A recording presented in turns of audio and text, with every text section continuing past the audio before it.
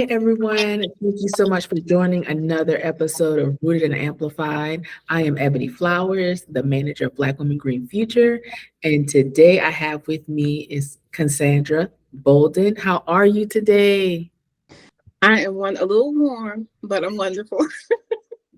I know it's been one of those years, and we are having the perfect conversation today to talk about that. But first, I want to ask you about you and your work and your life. What's been going on? Okay, that's a big question. There's there's a lot happening personally, professionally. So I opened the Black Lotus Holistic Health Collective a little over a year ago. And I opened the Black Lotus Holistic Health Collective in order to center Black and Brown healers, artists, clinicians in our care, because we're not, Yes. because I was burnt out. And so I've been like just really engaging in, and I'm using the word actual very intentionally, actual self-care, Yeah. and very intentional self-care. So that's, the short of it is that I've been practicing self-care to ensure that I mitigate the amount of vicarious trauma, burnout, and compassion fatigue that as clinicians we are facing right now because Yes. we're having shared experiences with our clients. Yeah, absolutely. And I'm gonna jump right into the meat of it. How important is it that we as Black people, women, and clinicians, and people who are doing this work, how important is it to actually rest and take care of ourselves? Mm. Like Audre Lorde said, self-care is a revolutionary act, especially for Black folk, Yeah. right? And being able to rest, like be in a state of repose, like because we're not only like physically, right? The emotional and energetic exchange, right, based on the amount of racial trauma that we experience, both directly, indirectly, vicariously, it's so important because we're constantly in our parasympathetic nervous system. We're constantly living in a state of hypervigilance, and that takes so much of a toll on us in all those ways, mentally, physically, emotionally, and even spiritually. So being able to rest is so important. And rest doesn't always look like sleep. Rest Mm, could look like just being still. Rest yeah. could look like finding a nice spot and just sitting and reflecting, or going by the water, or whatever your happy place is, and being Mhm. able to be in that place. And sometimes it looks like maybe I'm not going to take this call, or maybe Yeah. I'm not going to respond to this email right now. So Mhm. rest look different, and you can, do it incrementally, because sometimes we don't always, honestly, because of our schedules, we don't always have a chunk of time. Yeah. So being able to do that incrementally throughout the day, let's just find a moment of repose. Like, you know what, I'm not going to take this call right now. This is something that I can, do in an hour or 2 hours from now. Right now I'm just going to drink some water, drink a cup of tea, Oh, yeah. but small ways like that we can give back to ourselves and rest.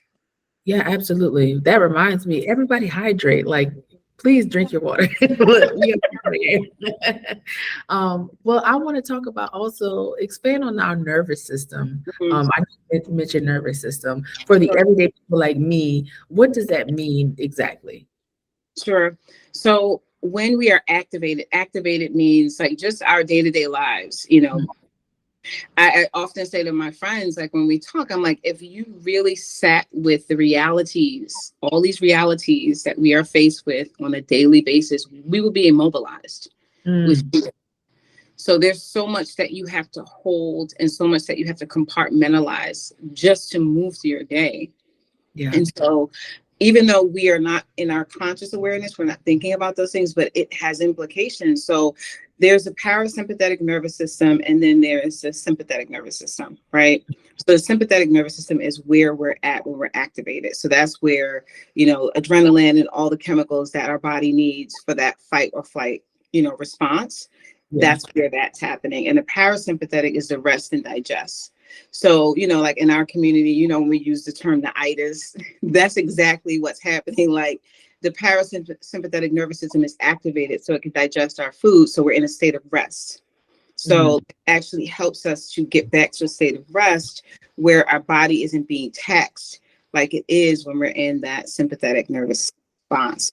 So I think like that's so important, like kind of just understanding that and understanding what's happening when we're in those states, and how even when we look at like hypervigilance and hyperarousal, which are implications of experiencing trauma, right? Hyperarousal is what's happening in our body, like when our heart rate is elevated, gastrointestinal issues, tension in the body, like that's that hyperarousal. And hypervigilance is when we're always on alert, we're always watchful, like, you know, that paranoia around just the daily experiences that we have, and how we have to, in terms of like how we have to navigate through our day, you know, with all of the things that we're going to be impacted by or exposed to. So it's, those are the states. So like when we talk about parasympathetic, sympathetic nervous system, we're talking about the brain and how the brain is responding to whatever the Yeah. trigger that we're being exposed to in that moment.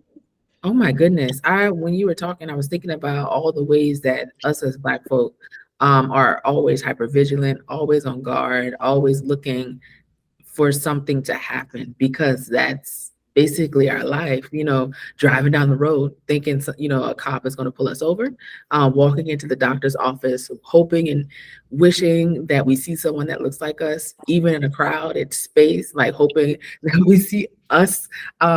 So we're always like this tension in our body. What impacts on our health does that have?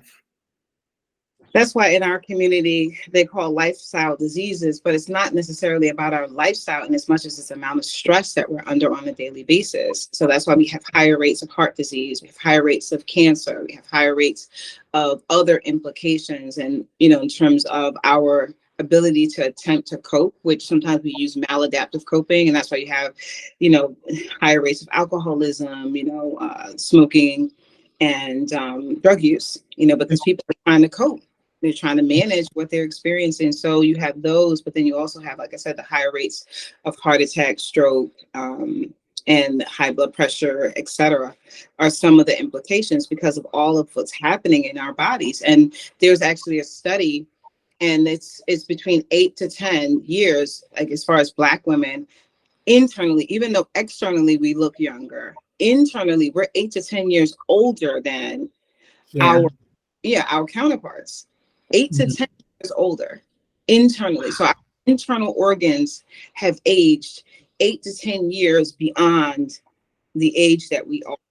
Even though we may look 10, 20, even some people look, you know, 25 years younger than what they are on the outside, but on the inside, because of that amount of stress that we are under, our internal organs, because they have a way of being able to identify what your chronological age is, but also the age of your body and the way that your body is aging, you know. And so internally, 8 to 10 years. Oh When I my was goodness. like, yeah, that's what I said. I don't know where I read this at, but I remember someone saying that when they did the autopsy on Martin Luther King Jr., he had a 30-year, you know, his heart was older than he was. Mhm. And that stuck with me, in that what you're saying is just so horrifying, and also very sad too to me, because of all the stuff that we go through. Not only are we dealing with external forces, now we're battling internal. So that leads me to go on, how important is therapy, coaching, and counseling? It's vital. Like I always say that mental and emotional health is just as, and probably to me, sometimes more important than, you know, physical health. Yeah. And I say that because the mental and emotional health significantly impact physical health.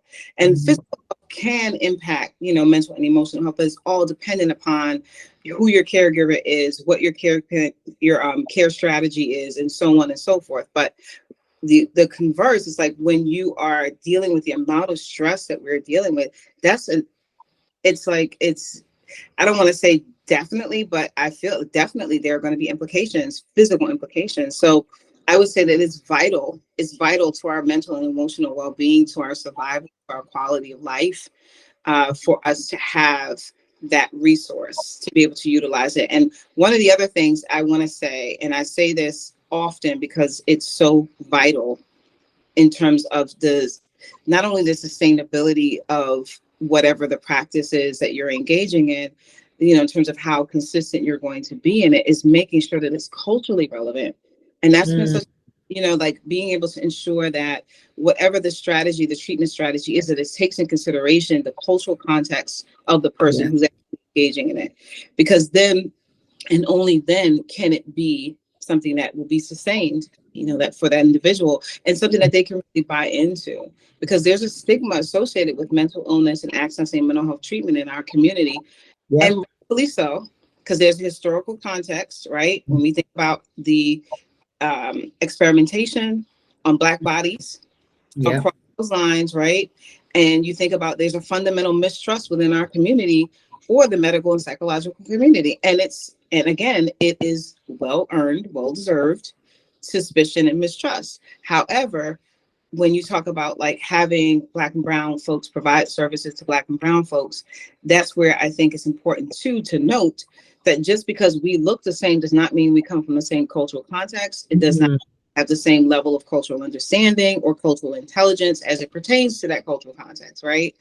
So that's something else that we have to also consider. Like, like they have this saying about skin folk aren't necessarily kinfolk.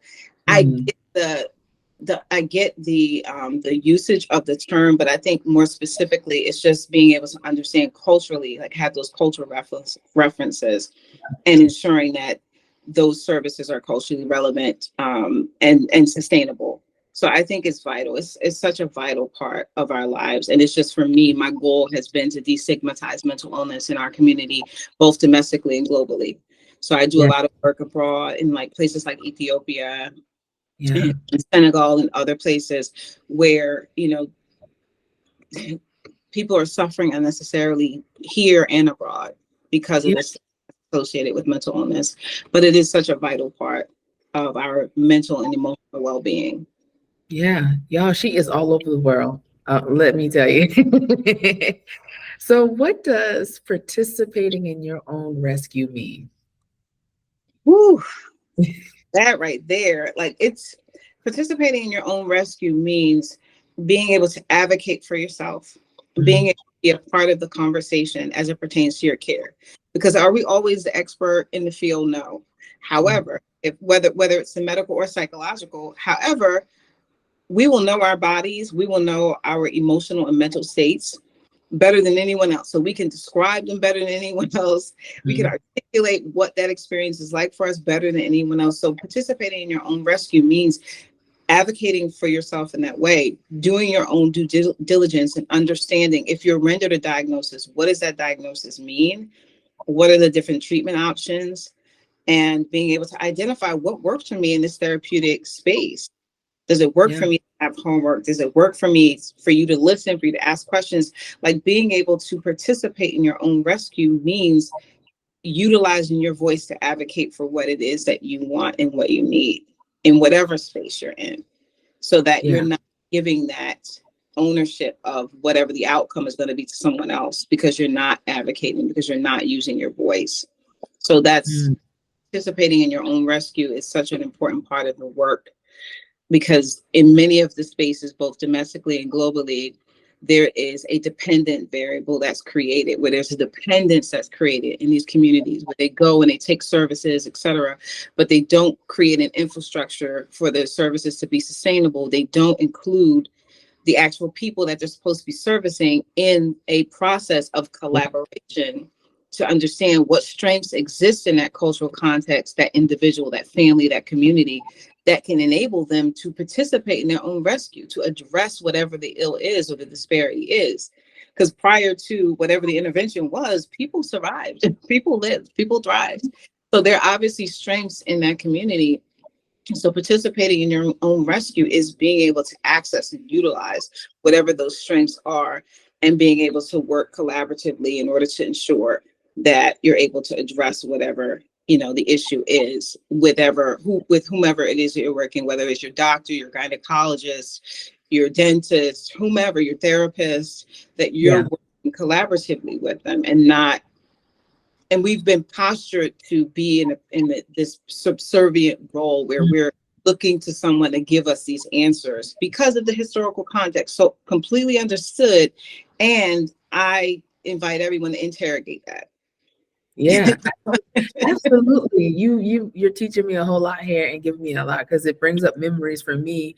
When I was going to the doctor, my grandmother was like, "Okay, when you go in there, don't you say nothing, don't you do nothing," and that gets inside, of you. And then now you go to the doctor and you just like you don't know what to do now. You don't tell them your needs, your wants, what you're there for because you're so afraid of that white coat. As a Black person, especially when you go there. So I appreciate you saying be an advocate for yourself. One more question I would ask you is what would you tell Black people today if you couldn't tell them anything else? Wow, that's a big question. If I could tell them, so if that was it, like this is the only statement. Um, hmm. I think it would be participating in your own rescue. I think like that's such a salient point. Like when you think about it across the board in every aspect of your life, is participating in your own rescue. All the ways that we are impacted as a people. Participating in our own rescue is vital to our survival, the survival of us individually, the survival of our families, our marriages, our relationships, our partnerships, our communities is vital. Not Yeah, putting ownership in anybody else's hands for the outcome, right? Like yeah, that, I think that's such a, like I said, it's such a salient point. Like not putting that in anyone else's hands, but being able to put it in our hands to control our destiny. yes, absolutely. Thank you for that. And I want to ask you one more thing. I know I said one more thing. How can people find you and get more of you outside of this? Oh, sure. So I have a couple of places. So on the Instagram, it would be, On the ground, y'all. I was saying it like my mother, the Instagram, the Facebook. Not why do you put the? But it's so on Instagram it would be Black Lotus. I'm gonna mess it up now. Black Lotus HHC. Mm-hmm. And on and also on Instagram it would be Diaspora Within Inc. Official. Mm-hmm. And on my website is diasporaeducationalservices.org. And we are located, my physical location is 206 Lincoln Drive, Mm-hmm. and house the Black Lotus Holistic Health Collective there, which is a holistic health collective, all the services, massage therapy, Reiki, yoga, esthetician, occupational therapist, functional medicine, acupuncture, and psychotherapy, of course, we provide. And we also are providing what's called BIPOC nature-based therapy. So it's, Ooh, yeah, so using nature as your co-therapist. And this is not something that is foreign to us, but we've just been so far removed from being in nature and utilizing the wisdom of nature as we've done for eons. We've done this, but it's yeah, just reintroducing us to it and creating safe space for us in nature again. So yes. that's like, part of our project. And for upcoming events, we have a free event coming up July 15th Mm-hmm. at 6 Lincoln Drive. It's a community wellness day. Okay. And it's in acknowledgement of Minority Mental Health Awareness Month, which is this month, July. Mhm. So it's going to be all types of services, yoga, there's going to be meditation, sound therapy, Afro beats dance, if that's your jam, because it's mine. They're going to be all kinds of things going on. And again, it's free to the community. So come Mhm. out. It's from 11 to 2 on July 15th at 206 Lincoln Drive so we're literally housed inside of Wissahickon Park. So Yes. come on out, join us. I'm gonna have to check you out because that's all of that sounds really good. And I will make sure I will put all those links in the under this session here. Yeah. And that way you all won't have to go and look for it. But please check her out and please take care of yourself. Rest is sacred. Thank you.